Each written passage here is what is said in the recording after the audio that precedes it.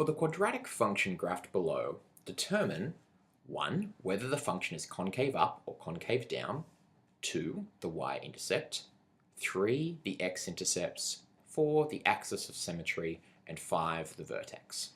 Well, some of these terms may be new to you, but that's okay, we'll explain them as we go.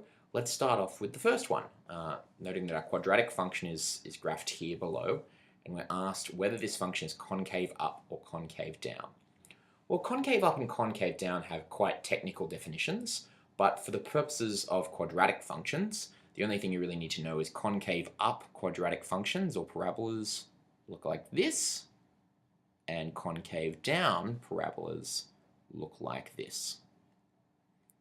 So the quadratic functions that you'll face will look like one of these two. They'll either be upward opening or downward opening. They either look like a smiley face or a sad face. Notably, you'll never get a quadratic function that, say, looks like this. In fact, any relation that looks like that wouldn't even be a function, or you wouldn't get one that looks like this. They always take the form of these two, so you never get these. They always take the form of either concave up or concave down, and they look like this. Well, this one here is quite obviously concave up. It looks like this upward facing U here. So we can quickly say here, we can answer this question and say that this function is concave up. 1 down, 4 to go. Okay, let's determine the y-intercept. Well, you might remember that the y-intercept of a function is the points at which a graph of a function crosses the y-axis. The y-axis is this vertical axis here. Quite obviously, we can see that this graph crosses at 0 units left to right of the origin and 3 units down at this point here. So this point is the y-intercept. This point here is 0, minus 3. Remembering that when we write a coordinate point, we always write the x-coordinate first and then the y-coordinate. So this is 0, minus 3. 0, negative 3 is the point here. Okay, 3 to go. Let's determine the x-intercepts. Looking at this graph, we can see that, well, the x-intercepts we know are the points at which this graph crosses the x-axis. The x-axis is this horizontal axis here, and it clearly crosses at 2 points. First point is here, so this is an x-intercept. And we have another x-intercept here. And reading off the graph, we can see that this first x-intercept, it's 1 unit left of the origin and 0 units up or down. So that is minus 1, 0. Those are the coordinates of this first point. And this second point, well, that's 3 units right of the origin and 0 units up or down. So that's 3, 0. So these are the two x-intercepts of this quadratic function. Okay, let's move on. Number 4, find the axis of symmetry.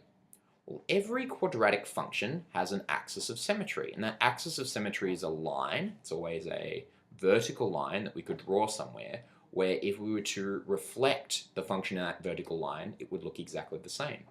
So I think it's quite clear here that the axis of symmetry is right through here. In other words, if we were to take just this left portion of the graph and we were to reflect it in this axis, we would get the right portion of this graph. So similarly, if we were to take the right portion and reflect it through this axis, we'd get the left portion. So this line is the only line that we can draw that is the axis of symmetry. In other words, that if we were to flip it round or reflect it through this, this dotted line, we'd get exactly the same function as we had before. So the axis of symmetry here, well, this is the line at which all points have the x-coordinate of 1. In other words, this is the line x equals 1. So the axis of symmetry here is x equals 1. Okay, the last bit is the vertex. The vertex is always the point at which the graph crosses the axis of symmetry. So here it crosses the axis of symmetry at this point. So this is the vertex. And the vertex is always either the minimum or the maximum value that a function can take. that this function can take for y values. So here we can say that if we have a concave up function like we do here, the minimum value, the minimum y value this function can take is right at the bottom here, say here. So this would be the vertex. Similarly, the maximum value for a concave down function is also where the vertex is. Now notably there's no maximum value here and there's no minimum value because this continues upwards forever and downwards forever, but there is a minimum value here and a maximum value here.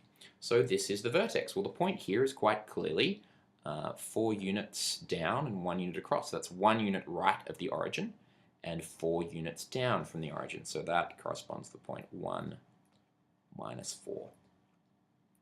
So those are the 5 components that we're asked to find. And this vertex, particularly in this axis of symmetry, may be new, but that's the way that you find them.